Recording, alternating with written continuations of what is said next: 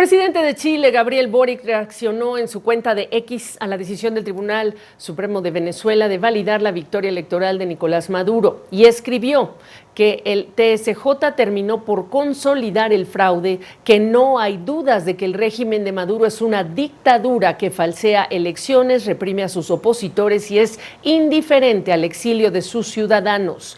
Boric reiteró que su gobierno no reconoce el triunfo de Maduro, que calificó de autoproclamado. También el expresidente de Colombia, Juan Manuel Santos, usó la misma red social para calificar como patraña el fallo del TSJ y no es la postura de todos. Sin embargo, en México, por ejemplo, el presidente Andrés Manuel López Obrador así hablaba del caso el pasado 15 de agosto. Vamos a ver qué resuelve el tribunal. Es que no creo que sea prudente el que nosotros de afuera,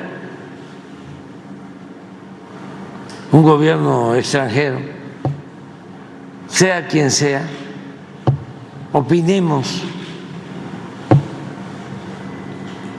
sobre algo que corresponde resolver a los venezolanos. Bueno, pues vamos a hablar de este posicionamiento como uno de los temas que voy a abordar ahora con el ex canciller de México, colaborador de CNN en español, Jorge Castañeda. ¿Cómo estás, Jorge? Gusto saludarte. Decía el presidente mexicano varias veces, esperemos, esperemos. Ya se pronunció el tribunal, dicho sea de paso, tribunal liderado por personas afines al chavismo y para nadie es la sorpresa. ¿Qué debe hacer México ahora? Bueno, yo creo que México debiera, al igual que Colombia y Brasil, emitir una declaración tan vigorosa, tan contundente como la del presidente Boric de Chile que leías a su momento, Gaby, que no hay ninguna razón por la que México y los otros dos países que estuvieron intentando una mediación, una negociación en Venezuela, no se manifiesten con la misma claridad. Porque en efecto seguimos en las mismas, es decir, el tribunal repite los resultados del Consejo Nacional Electoral, pero no muestra las actas, ni sube las actas donde otros puedan verlos, ni nos dice a dónde están. Entonces, en realidad no hay ningún elemento nuevo, salvo que ellos dicen que hubo un peritaje y que hubo expertos nacionales e internacionales, pero no dieron los nombres, sobre todo de los supuestos expertos internacionales. Entonces, yo creo que en este momento ya, Gaby, por lo menos Colombia, Brasil y México, pues ya no pueden seguir con su posición de esperar a ver qué dice el tribunal, a ver cuándo Maduro presenta las actas, a ver cuándo el Consejo Nacional Electoral presenta las actas. Ya está claro que no las van a presentar, punto. Tienen que definirse ya estos tres países y muchos otros, desde luego, y lo harán en las horas que vienen, Gaby, tienen que definirse en torno a esta posición ya definitiva e inapelable por parte de las autoridades venezolanas. Mirando el caso y el pronunciamiento y lo que ocurrió el día de hoy, Jorge, frente a qué está nuestra región cuando ya hablamos de más de 8 millones de venezolanos que a lo largo de los años han salido de su país buscando un mejor futuro en vista de lo que ocurre allí. ¿Frente a qué está el continente?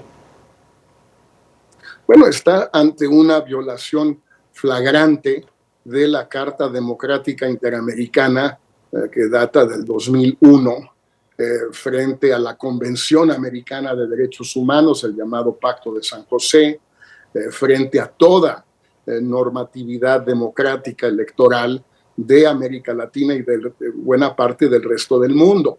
Es evidente que Maduro ha decidido que no le importa el reclamo internacional de mostrar las actas, porque sabe que no las puede mostrar, porque sabe que si las muestra en esas actas pierde la elección.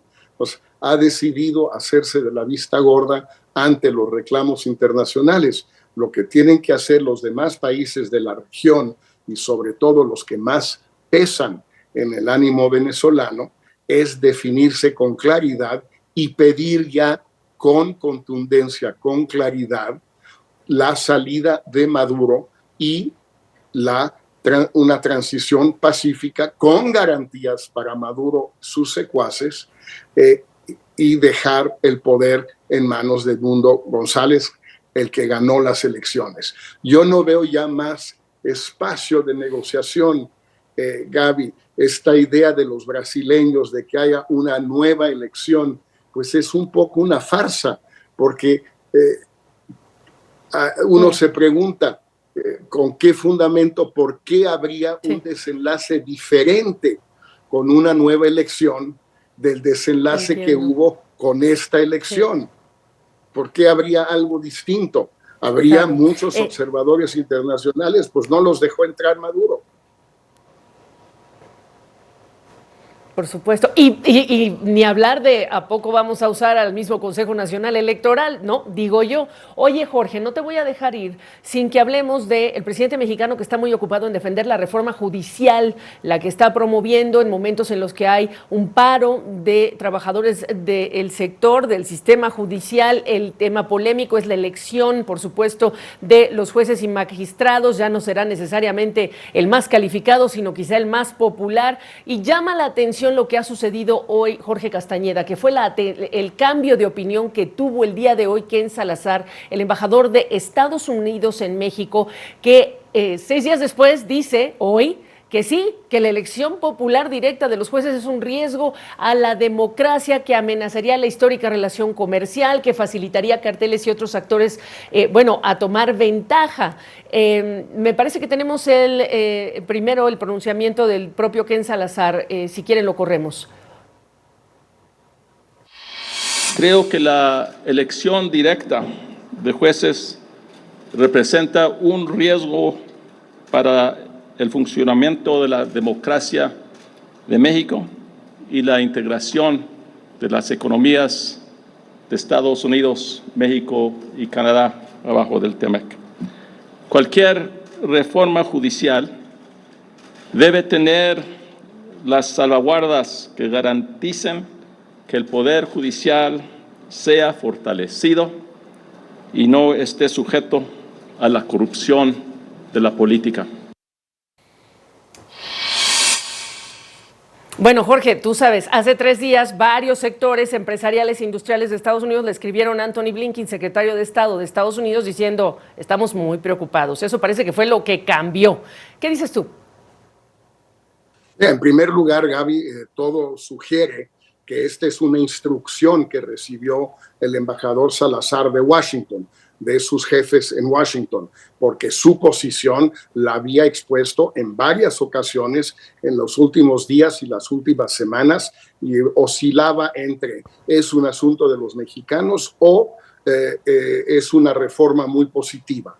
Entonces, claramente le leyeron la cartilla al embajador Salazar, le mandaron un texto y le dieron instrucciones de que lo leyera, en primer lugar.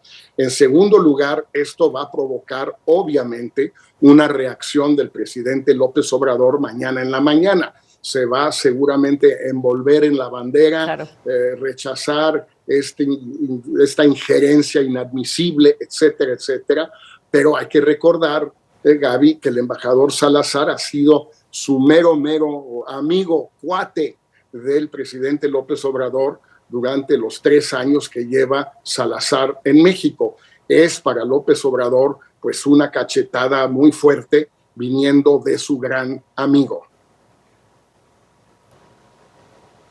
Efectivamente. Y debo decir nada más, confirmamos ya declaraciones del propio embajador de Canadá en México, Graeme Clark, que declara también que varios inversionistas canadienses han transmitido sus preocupaciones por esta reforma. Jorge Castañeda, gusto saludarte. Gracias por tu tiempo.